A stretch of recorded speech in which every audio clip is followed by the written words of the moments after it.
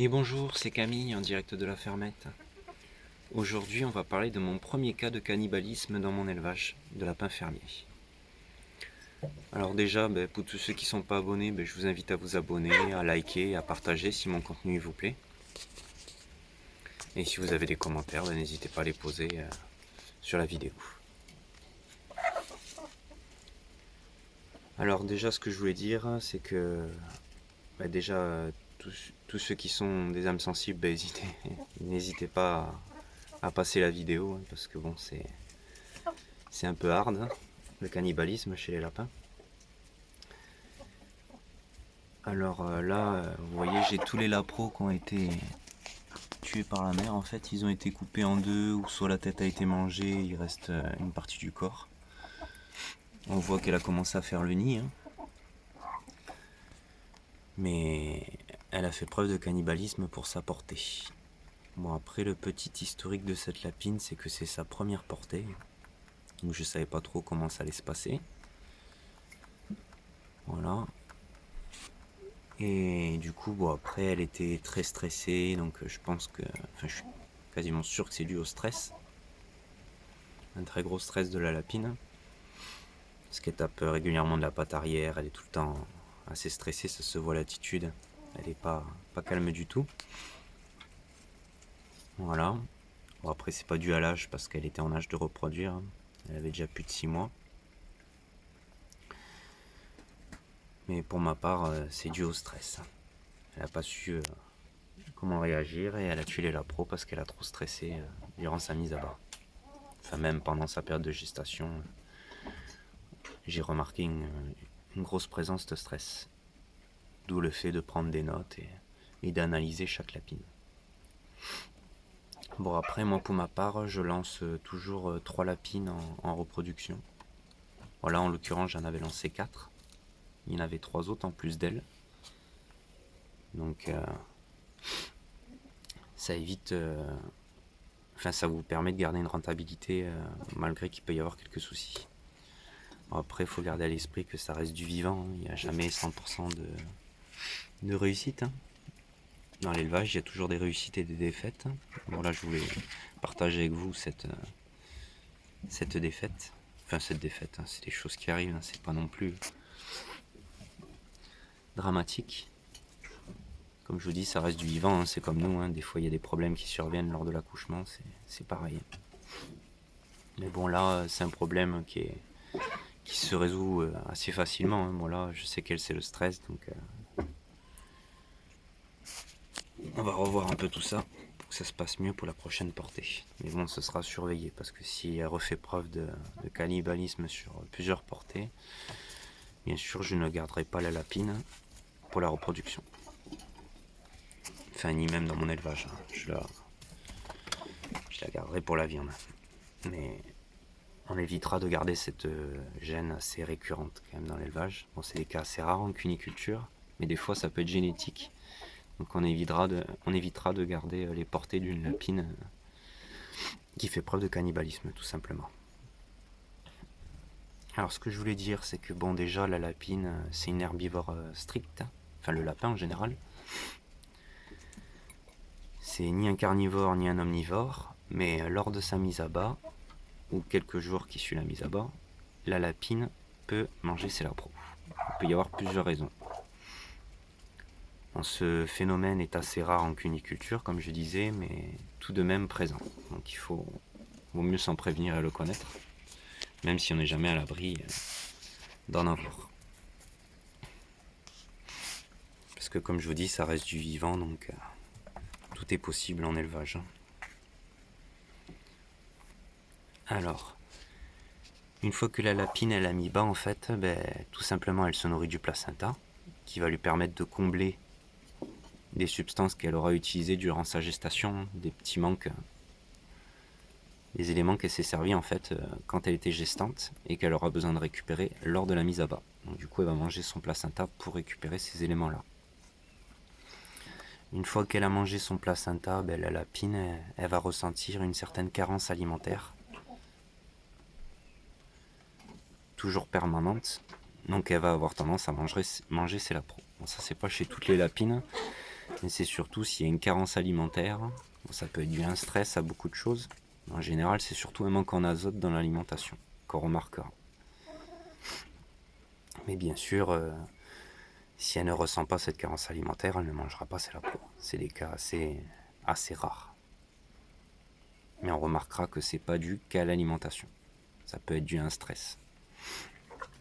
Alors pour éviter ce phénomène, c'est surtout que l'alimentation elle doit être riche en premier lieu et variée pour éviter toute carence alimentaire.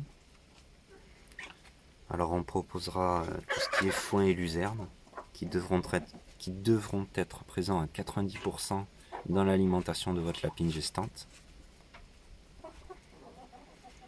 Voilà, parce que ça reste riche en fibres, protéines et en calcium, ce qui est très important, mais aussi en azote. Du coup, c'est ce qu'on va rechercher, surtout l'azote, pour éviter ces phénomènes de cannibalisme. Mais les autres éléments jouent un rôle important pour la lapine gestante.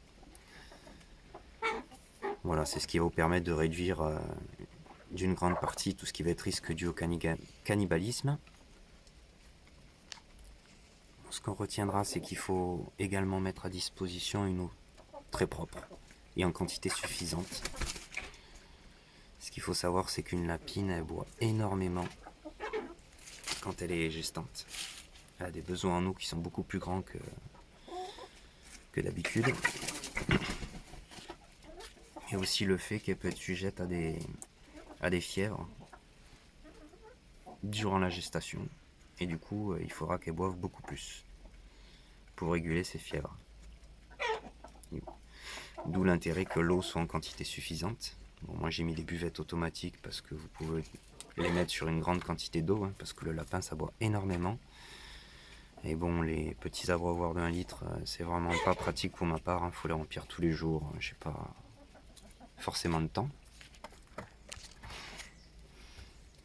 Mais du coup, l'importance de l'eau. Voilà, parce que sinon, s'il n'y a pas assez d'eau dans son alimentation et en quantité suffisante, enfin qu'elle est propre et en quantité suffisante, ce que je voulais dire, vous allez avoir ce phénomène de cannibalisme, parce que tout simplement, pour combler cette carence, et on en revient toujours aux carences, la lapine elle va tuer ses lapins pour boire leur sang. Voilà. Justement parce qu'elle a une soif extrême en fait, et pour la combler, elle va faire preuve de cannibalisme. Ça reste de l'instinct de survie, c'est pas, elle le fait pas de bon cœur, mais c'est l'instinct de survie qui prime en fait.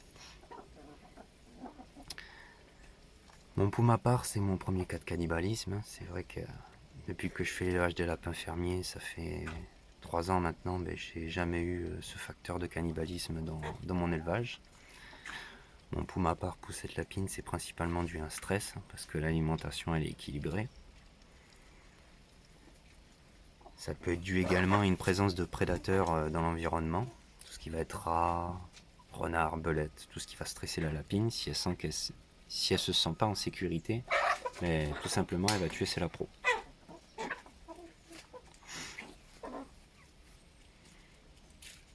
Voilà, bon, ça peut être dû aussi à un environnement trop bruyant. Si la lapine est constamment dans un environnement qui est bruyant, ça va la stresser et du coup, elle pourra faire preuve également de cannibalisme. Après, je voulais parler aussi de faire attention à tout ce qu'on vous vend dans les jardineries, là, pour éloigner tout ce qui est lapin, oiseaux et tout ça, ultrasons, là, tous ces appareils électroniques.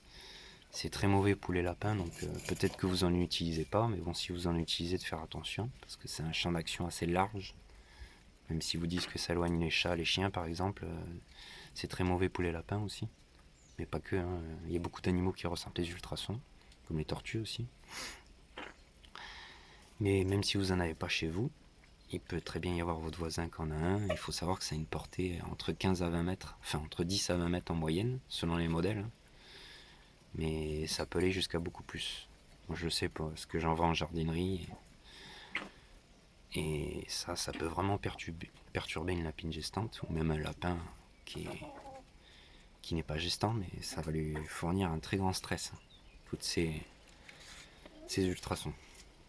C'est une petite chose qu'on pense pas souvent, mais franchement, c'est très désagréable pour eux et stressant. Alors du coup, ce qu'on retiendra, c'est que la lapine, la lapine gestante, elle doit être dans un environnement le plus calme possible et non stressant pour elle. Le but sera d'enlever les lapros en trop pour ne laisser que 8 à 9 lapros par lapine lors de la naissance,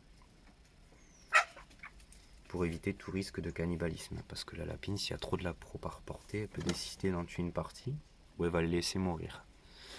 Donc pour vous, ça n'aura aucun intérêt. Donc moi, pour ma part, ce que je fais, c'est que je lance toujours entre 3 et 4 lapines en production. Comme ça, quand j'ai des portées qui sont trop élevées, ça va me permettre de récupérer des lapros que je vais transvaser sur une lapine qui n'a pas beaucoup de petits par portée. Après, je vous ferai une petite vidéo pour vous expliquer la manip, parce qu'il y a quelques critères importants à respecter pour que justement la lapine qui aura des nouveaux lapros ne les tue pas. Parce qu'il y a beaucoup de choses à respecter quand même, pour ne pas stresser l'autre lapine. Hein, parce que... Voilà, ce sera le sujet d'une de mes prochaines vidéos.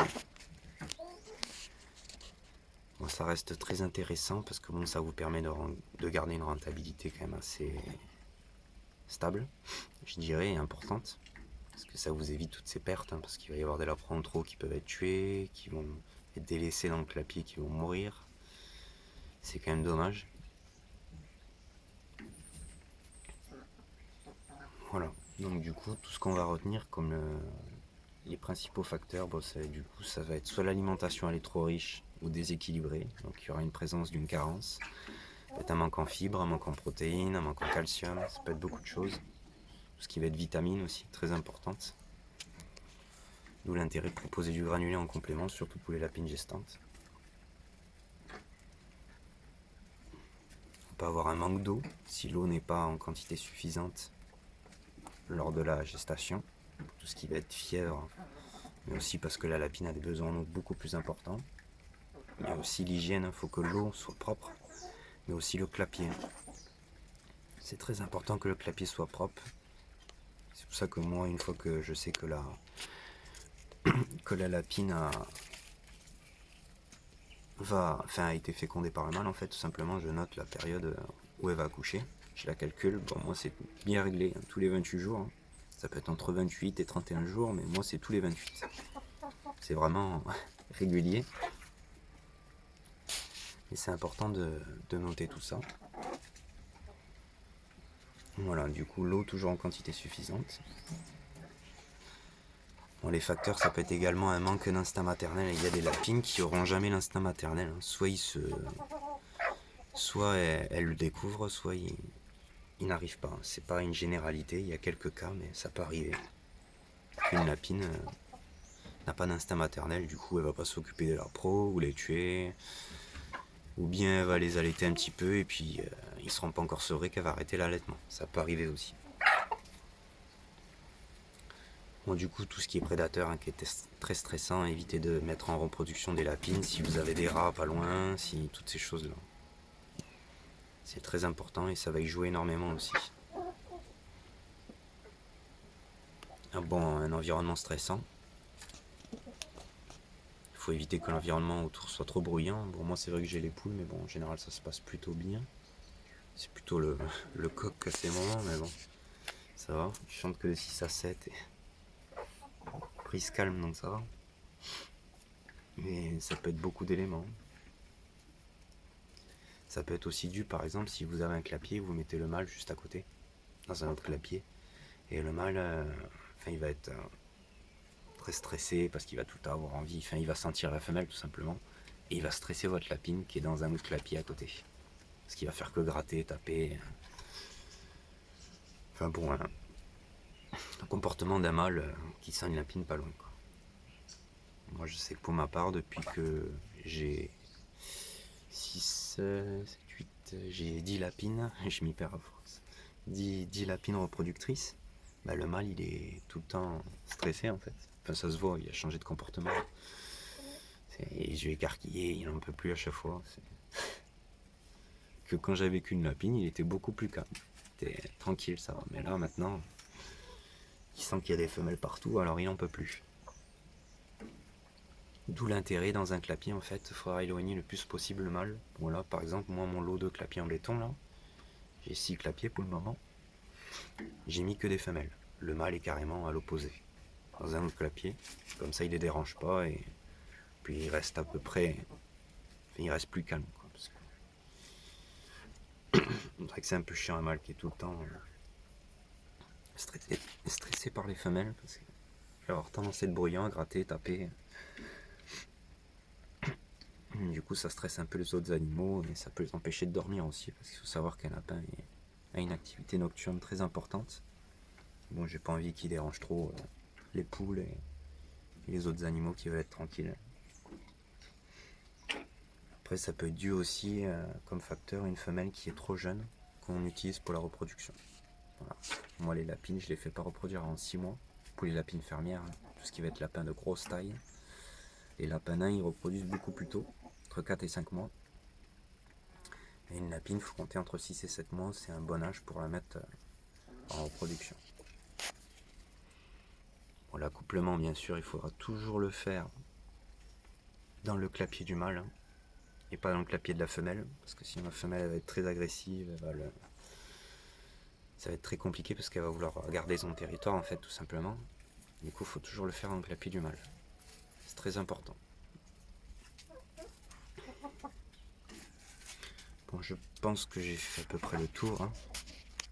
Bon là je vais faire un gros nettoyage parce que bon, je vais pas laisser... Par rapport à l'hygiène c'est pas terrible, donc c'était surtout pour vous faire la vidéo, en premier cas de cannibalisme. Dans l'élevage on peut avoir des réussites mais bon, on peut avoir des défaites aussi, c'est des choses qui arrivent. Bon, moi je pars du principe qu'on apprend de ses défaites, c'est comme tout. Je sais que les poules, j'avais eu pas mal de soucis aussi. Bon, moi c'était principalement le coryza. J'ai appris à lutter contre et maintenant je n'ai plus de soucis de coryza. Je ferai une petite vidéo pour en parler, mais c'est intéressant quand même. Mais bon, on apprend de ses erreurs. Je pars sur ce principe-là. Voilà. Bon, ben je vous remercie à tous ceux qui me suivent. Ça fait plaisir. On est déjà nombreux. Après, je vous invite à liker, à partager et à vous abonner si mon contenu vous plaît. Et surtout, si vous avez des questions, ben n'hésitez pas, je suis là pour ça. Vous avez juste à les poser en commentaire et j'y répondrai. Ben merci, bonne journée, au revoir.